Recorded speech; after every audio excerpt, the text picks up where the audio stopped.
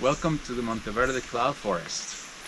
My name is Dr. Fabricio Camacho, and this is my classroom. Here in the cloud forest, we do two main things. The first one is to preserve this beautiful and important ecosystem, which is very scarce, very rare. Only 1% of all forests are considered cloud forests.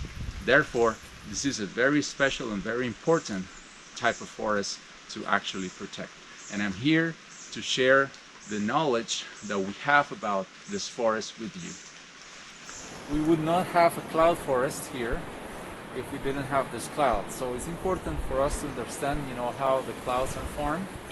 Basically, at this time of year, we have, what we call the trade winds coming from the northeast, blowing through the Caribbean and then picking up a lot of moisture on the Caribbean lowlands of Costa Rica. This is a very good example of the benefits of having forests protected like this.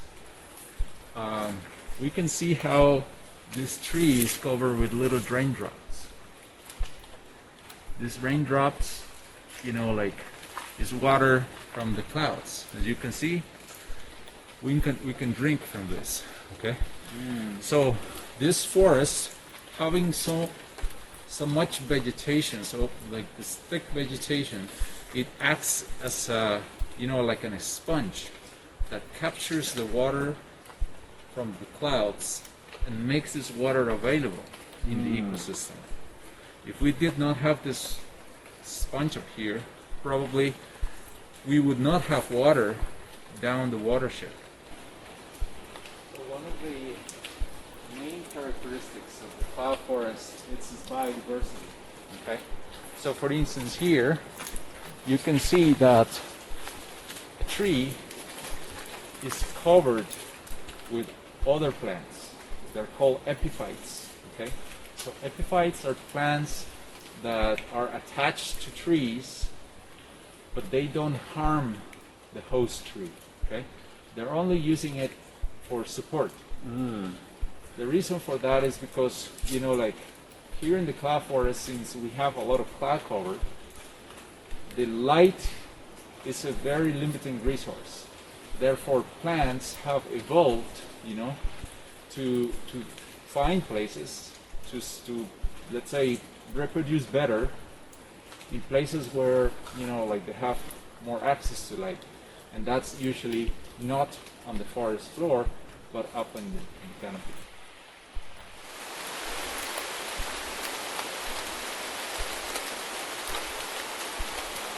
You can see it here. For instance, this tree is very old. I can't tell you exactly how old it is, but it's been here for a while, and as it grows, it actually captures carbon from the atmosphere. Okay? So it makes cellulose, which is the main component of wood. Okay? And cellulose is mostly carbon. So throughout the years, as this tree grows, it's able to capture a good amount of carbon and hold this carbon in the form of wood, solid wood, so that this carbon is not floating in the air. Okay?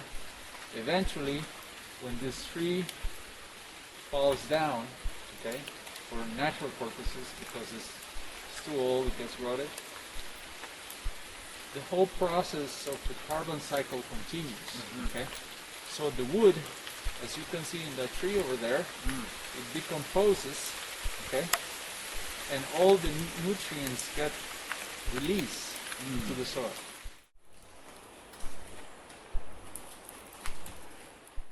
Here in Monteverde, we actually need your help. There are 3 different ways how you can help us.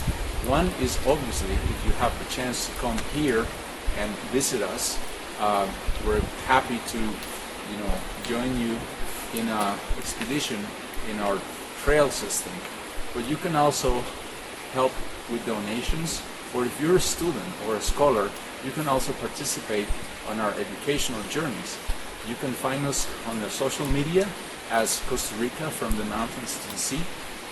is actually an educational expedition throughout the country where we actually immerse our students in Costa Rica's biodiversity, but we also look for solutions in order to solve some of the challenges that we have here in Costa Rica and also worldwide. We appreciate your help, and please become a stakeholder, become a key player in this process of restoration of our planet. The future generations will be very thankful if you do. Thank you so much for joining me in this expedition in the cloud forest, and I hope to see you soon. Have a good day. Pura vida.